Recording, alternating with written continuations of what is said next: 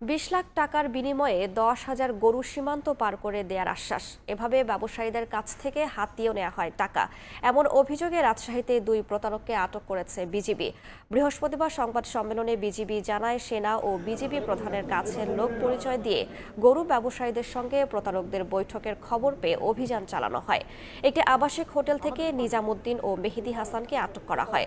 প্রাথমিক জিজ্ঞাসাবাদে প্রতারণার মাধ্যমে টাকা হাতিয়ে নেওয়ার কথা স্বীকার করেছে আটককৃতরা।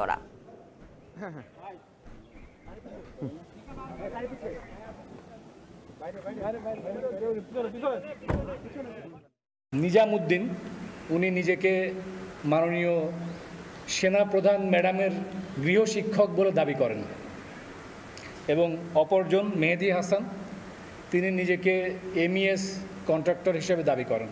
এই দুইজন প্রতারক তারা নিজেদের স্বার্থ হাসিল করার জন্য পদস্থ বিভিন্ন কর্মকর্তার নাম ভাঙিয়ে আমাদের স্থানীয় সহজ সরল যারা ব্যবসায়ী রয়েছেন তাদের কাছ থেকে মোটা অঙ্কের টাকা হাতিয়ে নেওয়ার একটা অভিনব কৌশল তারা অবলম্বন করছিলেন।